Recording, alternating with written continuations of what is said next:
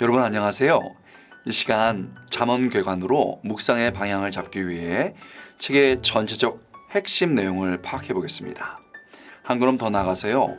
실제적 적용을 위해서 오늘날로의 연관성 및 적용점도 함께 살펴보겠습니다.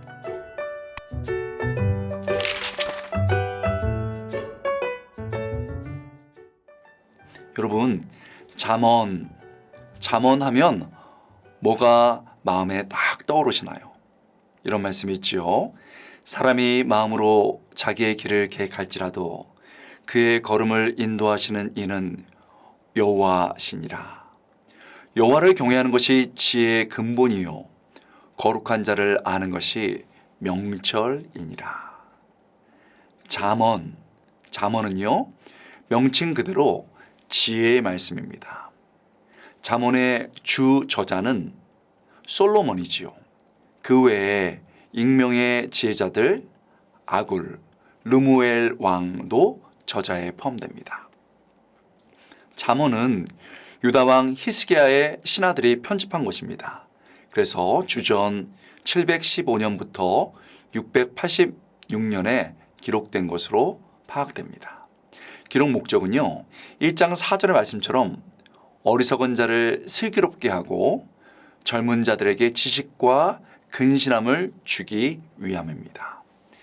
그리고 이를 위한 지혜는 하나님을 경외하는 그 신앙에 기초하고 있습니다. 잠언의 주요 신학은 인간이 지혜를 가지고 올바르게 성공적으로 사는 길을 열어줍니다. 그런데 그 길은요, 이 땅과 온 우주를 다스리시는 하나님의 창조 질서와 섭리 안에서 이루어집니다. 인간은 참된 행복과 생명과 번영을 주시는 하나님을 경외하고 그분을 신뢰해야 한다라고 가르쳐 주는 것이죠. 여러분, 이제 잠언의 구조와 그 각 구조에 담겨 있는 내용을 살펴보겠습니다. 미리 말하면 잠언은 크게 7부분으로 나눌 수 있습니다. 그리고 각 부분마다 독특한 지혜의 말씀이 거기에 담겨 있습니다. 잠언의 첫 부분은 1장부터 9장까지입니다. 여기서 잠언의 서론과 지혜의 길에 대한 내용이 등장합니다. 짧은 서론인 1장 1절부터 7절은 잠언의 기록 목적이 독자들에게 훈계, 명철, 지식 등을 더하기 위함이라는 것을 분명하게 보여줍니다. 잠언은 공의와 정의를 추구하는 삶과 더불어 지혜 있는 자에게는 학식을 더하고 명철한 자에게는 지략을 얻을 것을 권고합니다. 놀랍죠? 너무나 중요한 책입니다. 그 후에 1장 8절에서 끝 9장까지 첫 번째 교훈집이 등장합니다. 그리고 이 교훈집에 등장하는 내용은 지혜의 길에 관한 것입니다.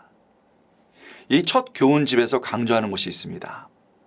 1장에 나오는 것처럼 하나님의 사람은 지혜의 부름에 대답할 때 안전하고 평안한 삶을 살 수 있다는 사실입니다.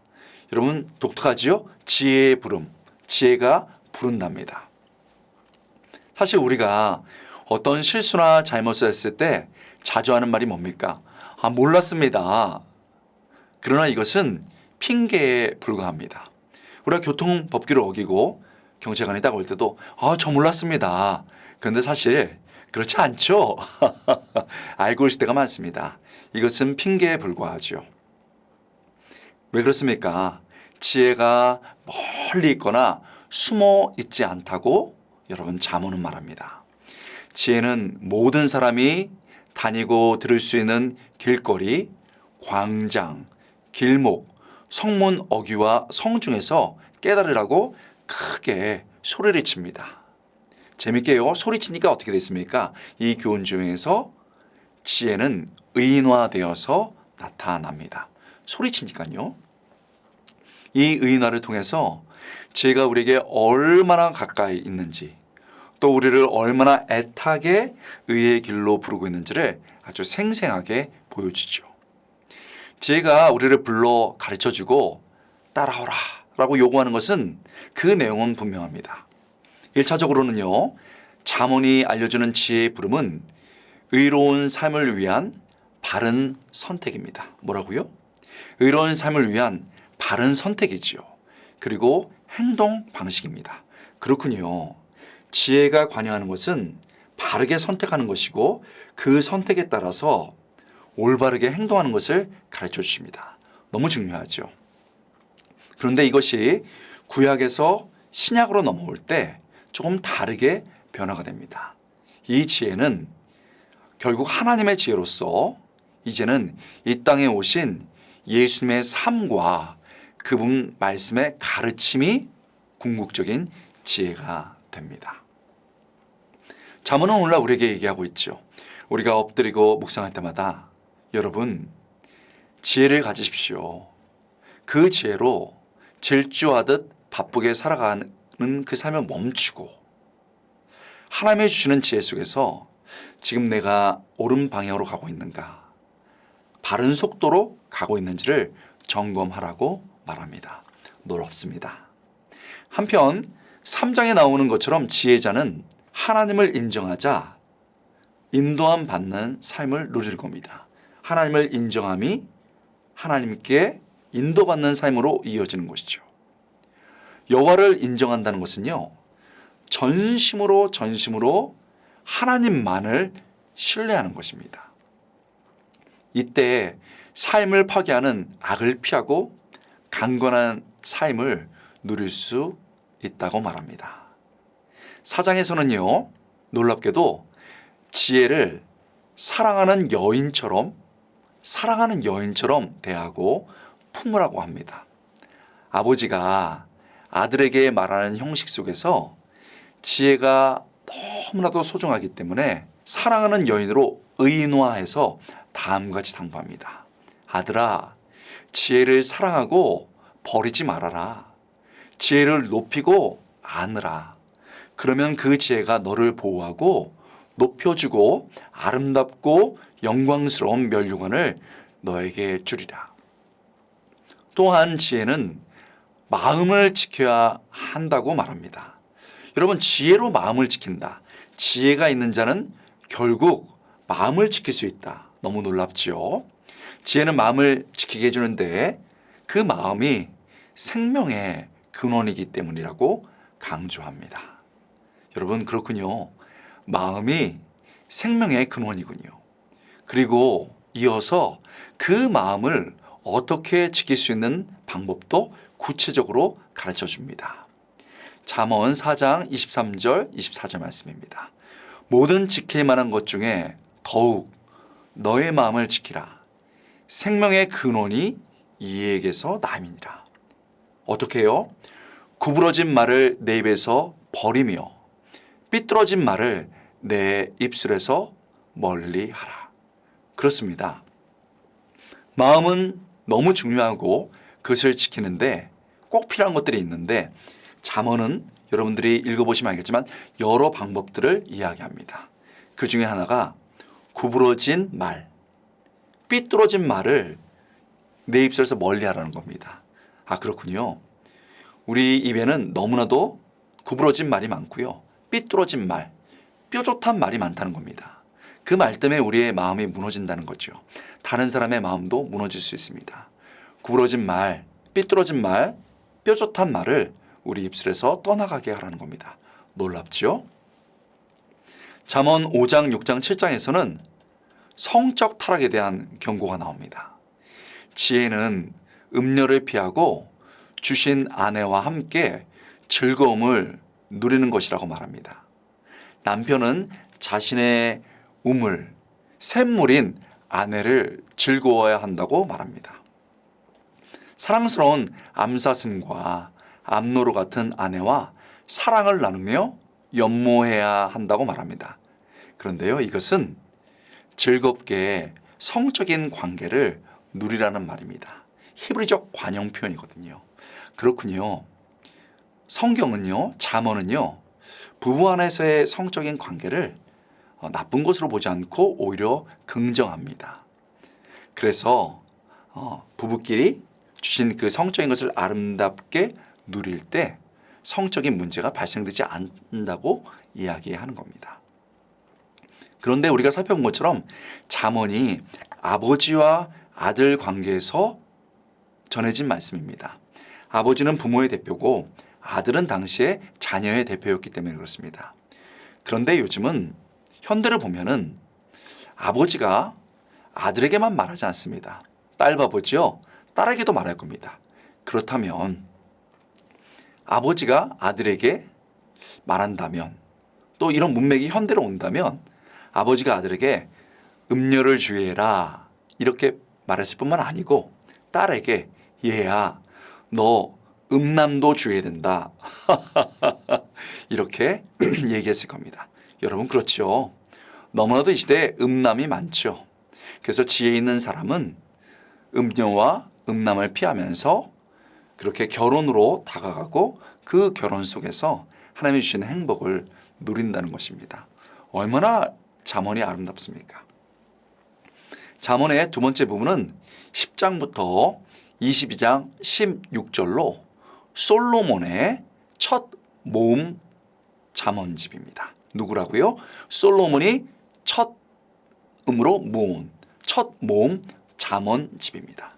솔로몬의 첫 잠언 모음집은 이 세상에서 사람들이 살아가는 방식과 행동을 오랜 시간 관찰해서 그 끝에 얻은 보편적 진리를 통찰력 있게 진술합니다. 그 지혜자가 오랫동안 사람들이 살아가는 방식을 보고 보편적으로 이렇구나라는 것을 통찰력으로 진술하는 거죠. 예를 들면 15장 27절 이렇게 되어 있습니다. 뇌물을 싫어하는 자는 살게 되느니라. 뇌물을 안 받는 사람은 처음에는 이게 어렵지만 결국 뇌물 때문에 잡히는 일이 없다 이 얘기를 하는 거죠. 그리고 보편적 진리로 그 토대로 특정한 인간의 행동이나 성품이 결국 가져오게 될 결과를 논하고 미리 평가하기도 합니다. 예를 들면 11장 24절입니다. 흩어 구제하여도 더욱 부하게 되는 일이 있나니 과도히 아껴도 가난하게 될 뿐이라. 여러분 얼마나 놀랐습니까? 여러분 솔로몬이 이렇게 보니까요. 넓은 마음으로 막 흩고 구제해도요. 부하게 되고요. 아무리 아껴도 오히려 어려워지는 경우가 있다라고 말하면서 곳곳에서 그것은 하나님이 축복을 주시기 때문이고 사람들이 그를 나중에 높여주고 도와주기 때문이라는 것을 이야기해 줍니다.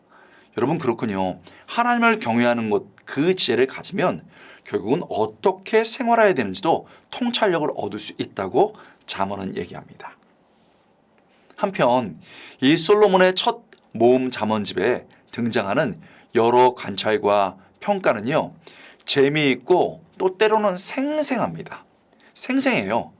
그 관찰이 얼마나 생생한지 막 이렇게 살짝 웃다가 또 생생하게 느끼다가 훅 들어오는 부분이 있거든요. 이렇게 훅 들어오는 그 부분이 내가 고침받고 성장해야 할 부분입니다. 그냥 말씀을 보는 거죠. 근데 말씀이 훅 들어올 때 그렇습니다. 예를 들면 12장 18절부터 19절에 이렇게 됐습니다. 칼로 찌름같이 함부로 말하는 자가 있거니와 지혜로운 자의 혀는 양약과 같으니라. 진실한 입술은 영원히 보존되거니와 거짓 혀는 잠시 동안만 있을 뿐이라. 여러분 훅 들어오지 않습니까? 칼로 찌른 것 같대요. 내가 못 참아 할 말은 해야지 훅 했습니다. 칼로 다른 사람을 찔렀습니다. 어떻게 됐나요? 잠깐 마음은 시원했지만 관계는 깨지고 내 일터는 박살이 나고 내 인격은 줄줄줄 피처럼 흘러내렸습니다. 여러분 너무 마음에 남는 말씀이죠. 그러나 지혜로운 자의 혀는요 양약과 같습니다. 괜찮아요. 지금 잘 되는 게 당장 잘 되는 게 아니에요. 나도 그랬어요. 힘을 냅시다. 막 피가 줄줄줄줄 나는 그 사람이 그의 입술로 그의 혀로 약을 바르는 것처럼 나으면서 회복되고 그렇게 말하는 사람이 인격적으로 인정받고 높아지는 것. 그래서 시원스럽게 말하는 사람은 사라지는 거죠. 그러나 지혜 있게 말한 자는 영원히 보존되고 높임 받는 거라는 겁니다. 여러분 어떻습니까? 이런 말씀이 너무 많습니다. 그때 훅 들어오는 그 말씀을 묵상을 통해서 깊이 마음에 담으면 우리 삶이 바뀐다는 거죠. 우리는요, 하나의 예를 보지만 잠언을 통해서 깨닫는 겁니다. 하나님은 지혜자의 입술을 기뻐하시는 것이죠. 그래서 우리의 입술은 살리고 치료하는 것에 사용되어야 한다라는 것을 잠언 묵상을 통해서 많이 깨닫게 됩니다. 이런 진리는요, 신약으로도 이어집니다. 예를 들어 에베소 4장 29절이죠. 무릇 더러운 말은 너희 입 밖에도 내지 말고 오직 덕을 세우는 데 소용되는 대로 선한 말을 하여 듣는 자들에게 은혜를 끼치게 하라. 여러분, 구약의 말씀이 신약까지 이어지는 겁니다. 너무 놀랍죠? 우리 말이 살리고 세우는 것이 되어야 한다라고 말하는 겁니다. 저는 개인적으로 솔로몬의 첫 모음집에서 가장 마음에 남는 것이 있습니다. 그것은요, 하나님의 주권에 관한 말씀입니다. 16장 9절 말씀, 사람이 마음으로 자기의 길을 계획할지라도 그의 걸음을 인도하시는 이는 여호와시니라. 여러분, 우리가 좋은 인생을 살기 위해서 뭐가 중요한지 배웠습니다. 그렇군요. 가장 중요한 것은 하나님의 주권을 인정하며 우리의 모든 행사를 그분께 맡기는 것입니다. 그렇게 할 때 때로는 내 계획이 뒤틀리고 악인 같은 사람들이 내 삶을 흔들 때도 인내하며 포기하지 않을 수 있습니다. 아멘. 모든 것이 하나님의 손에 달렸기에 그저 최선을 다하며 끝내 열매를 거두게 될 줄 믿습니다. 잠언의 세 번째 부분은요, 22장 17절부터 24장으로 지혜자의 잠언으로 불립니다. 뭐라고요? 지혜자의 잠언으로 불립니다. 지혜자는 모략과 지식의 아름다운 것을 기록합니다. 여기서 아름다운 것에 해당하는 히브리어는 문자적으로 보면요, 30개의 말씀을 뜻합니다. 그렇게 히브리어에 되어 있습니다. 30개의 말씀입니다. 짧은 가르침인데 앞에 이 30개의 말씀 중에 앞에 3개만 한번 살펴보겠습니다. 이런 거죠. 첫째, 약한 자들을 탈취하거나 압제하지 말라. 왜냐하면 이는 하나님이 그들의 편이 되어주시고 그들을 괴롭힌 자들을 벌하시기 때문이다. 와, 놀랍지 않습니까? 약한 자들 탈취하고 압제하지 말아라. 잠깐 뺏을 수 있는 것 같지만 하나님의 그들의 편이기 때문에 너희가 큰 벌을 받는다. 이 얘기하는 겁니다. 둘째, 분노 혹은 울분을 품은 자와 함께하지 말라. 왜입니까? 그들에게 영향을 받아 너도 올무에 빠질 수 있기 때문이다. 와, 이 말씀 놀랍지 않습니까? 막 분노하는 사람, 울분에 차 있는 사람 옆에 있으면 여러분 분위기 맞추다가 아니면 거기에 휘말리다가 여러분 나도 올무에 빠질 수 있다. 이 얘기하는 것이죠. 셋째, 재산과 심지어 침상까지 빼앗길 수 있는 보증을 서지 말라. 설명할 거 없죠? 필요가 없죠? 재산과 심지어 침상을 빼앗길 수 있는 보증을 서지 말라. 여러분, 요즘은 나라에서 다 보증 서줍니다. 여러 기관이 있습니다. 오늘 이 말씀 딱 듣고 이 말씀 맞구나 하고 여러분 쓸데없는 보증이나 자신 있게 자기 돈 자랑해서 누구에게 훅 빌려주고 이런 거 하지 말라는 거죠. 여러분, 마음에 쏙 들어오죠? 이런 게 30개씩이나 있습니다. 여러분 즐겁게 한번 읽어보시기 바랍니다. 잠언의 네 번째 부분은요, 25장에서 29장으로 솔로몬의 두 번째 모음 잠언집입니다. 이번엔 두 번째입니다. 솔로몬의 두 번째 모음 잠언집입니다. 첫 번째 잠언 모음집에서 언급한 주제들이 반복되고 있지만 선한 왕에 대한 세밀한 가르침이 아주 인상적입니다. 어떤 가르침이요? 선한 왕에 대한 가르침입니다. 왕은요, 정의를 시행해야 하고 잠언의 가르침을 구체적으로 적용해서 가난한 자들을 돌아보아야 합니다. 여러분 오늘날의 지도자들도 꼭 읽고 묵상해야 할 부분 아니겠습니까? 여러분 또 놀라운 것은요. 잠언에는 유머가 있습니다. 첫 번째 사실 솔로몬의 잠언도 그렇고 두 번째도 그렇고 여러 나머지 잠언집도 그렇습니다. 유머가 있습니다. 잠언은 재미있게 어떤 사실을 풍자하고요. 웃기게 묘사합니다. 그런데 재미있어하고 살짝 웃는데 살짝 웃는 그 순간 그 미소 벌린 입속으로 내 마음에 뭔가 쑥 들어와서 나를 돌아보게 만들죠. 예를 들어 잠언에는 게으름에 대한 풍조와 조소가 계속 나타납니다. 레이지니스, 게으름에 대해서 계속 풍자하고 조소를 합니다. 솔로몬의 첫 번째 모음 잠언집에서 게으름에 대해서 이렇게 유머스럽게 경고했죠. 게으른 자는 자기의 손을 그릇에 넣고서도 입으로 올리기를 괴로워하니라. 이거죠. 아침에 일어나서 아이고 이거 손으로 입에 들어가지고 입에 넣기도 정말 괴롭다. 이렇게 한다는 거예요. 여러분 손을 그래 넣고 들어서 먹는 것도 힘들어한다 라고 말합니다. 솔로몬의 두 번째 모음 잠언집에서도 게으른 자에 대해서 풍자와 조소를 이렇게 합니다.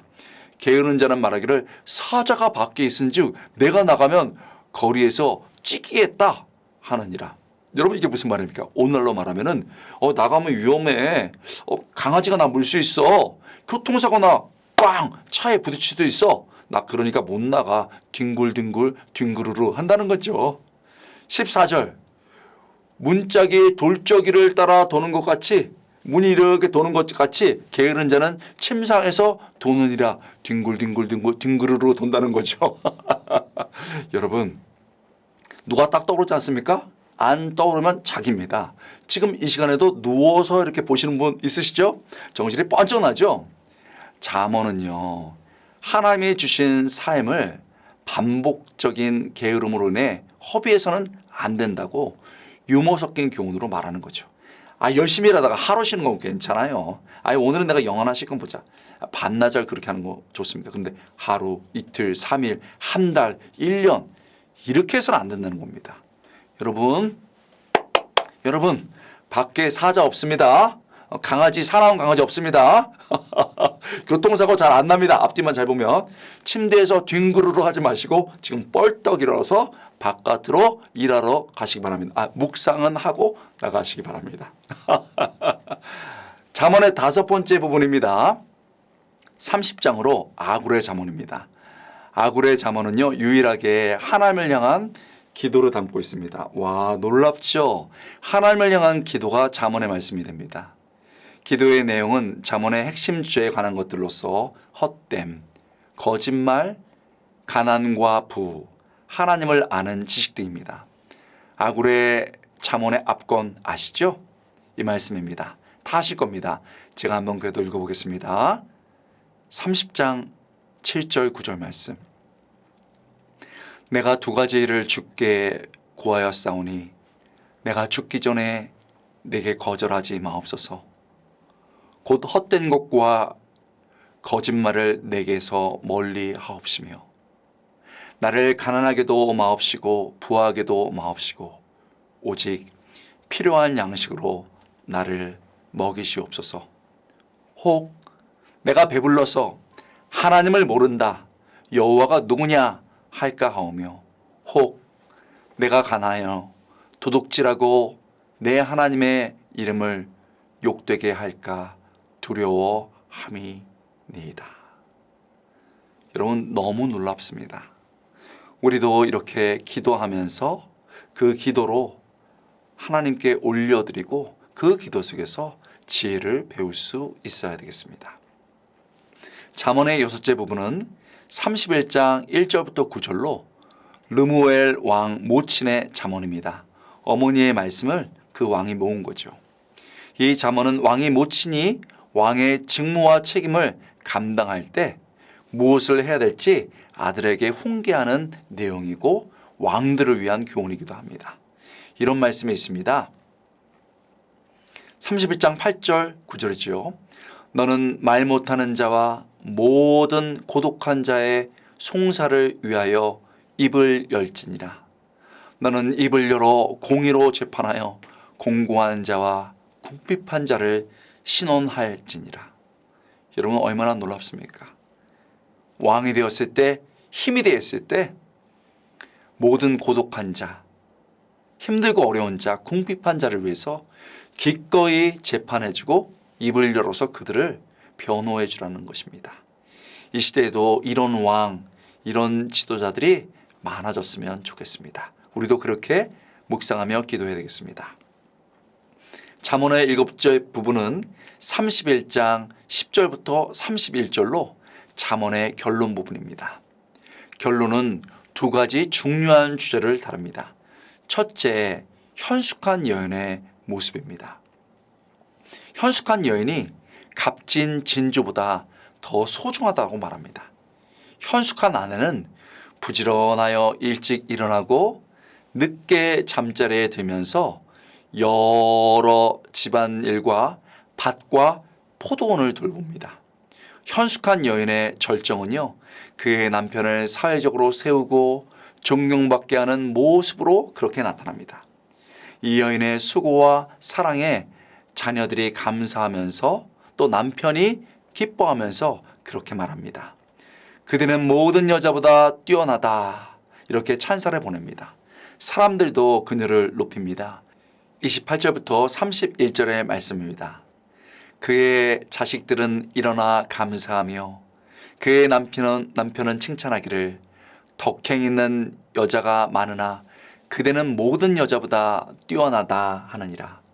고운 것도 거짓되고 아름다운 것도 헛되나 오직 여호와를 경외하는 여자는 칭찬을 받을 것이니라.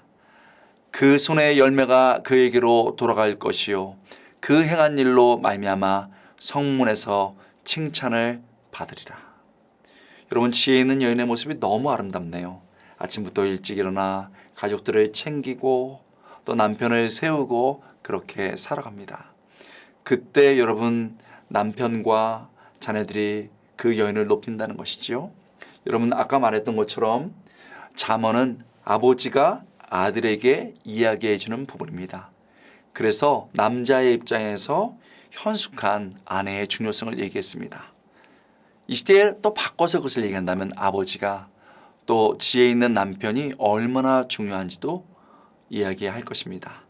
이 말씀을 묵상하면서 여러분, 우리는 남성분들은요, 이런 여인을 어떻게 얻을 것인가, 어떻게 우리 아내를 도울 것인가도 생각해야 되고, 동시에 내가 어떻게 지혜의 남성이 될 것인가도 생각해야 하겠습니다. 결론이 다루는 중요한 두 번째 주제가 바로 우리가 함께 해야 할 두 여성에 관한 것입니다. 너무 재밌네요. 우리가 함께 해야 할 두 여성? 이게 무슨 말일까요? 잠언에는 여인에 대한 이야기가 많이 등장합니다. 미련한 여인, 음녀, 아내, 또 현숙한 여인 등 많이 여인들이 등장하죠. 잠언은요, 분명하게 음녀를 피하라고 여러 번 경고합니다. 동시에 피하지 말고 딱 잡고 곁에 두고 사랑해야 될 두 여성에 대해서도 말합니다. 그 하나가 앞에서 본 현숙한 아내입니다. 또 다른 여성이 있습니다. 그 여성은요, 사실은 의인화된 어떤 여성입니다. 실제 여성이 아니죠. 그 여성은 명사인데요, 여성 명사입니다. 잠언 속에서 지속적으로 등장하는 지혜입니다. 호크마입니다. 이 호크마가 여성 명사입니다. 현숙한 여인을 가진 남편이 복된 삶을 사는 것처럼 지혜를 꽉 붙잡고, 이 여성 지혜를 꽉 붙잡고 인생의 길을 가는 사람은 영적인 안정과 삶의 풍성함을 경험할 것이라고 말합니다. 이 지혜의 근본이 무엇입니까? 우리가 이미 살펴본 대로 여호와를 경외하는 것입니다. 하나님을 경외하며 그분이 주시는 지혜로 살아가는 자는 사람과 하나님께 칭찬을 받을 겁니다. 그리고 풍성하게 열매 맺는 삶을 얻게 될 것입니다. 여러분, 잠시 잠언개관을 통해서 잠언의 큰 그림을 여러분 그려보았습니다. 다는 아니지만 잠언의 일부분도 맛을 보았지요. 여러분, 저는 잠언을 이번에 3달 동안 집필하면서 저도 여러 번 읽었던 잠언이었지만 묵상을 통해서 꼭꼭꼭 씹을 때 하나님의 그 사랑이 얼마나 큰지, 그 사랑이 우리에게 지혜로 얼마나 달콤하게 다가오는지 알게 됐습니다. 그리고 이 잠언을 쓰면서 제가 하루하루 쓰고 묵상할 때마다 제 삶 속에서 바르게 선택할 수 있었고, 그리고 올바르게 행동할 수 있었습니다. 무엇보다도 내가 최선을 다하지만 하나님이 도와주셔야지 하고 하나님을 더 경외하고 의지할 수 있게 되었습니다. 여러분, 너무 기대되지 않습니까? 오늘도 잠언의 말씀을 펴고 엎드리고 하나님, 저 좀 도와주세요. 제 인생이 힘들고 어렵습니다. 저 좀 도와주세요. 묵상하며 엎드릴 때 그 자리에 하나님의 지혜가 부어지고 하나님의 은혜가 우리의 삶을 이끌어가는 놀라운 축복이기를, 그 경험할 수 있기를 여러분 응원합니다. 감사합니다.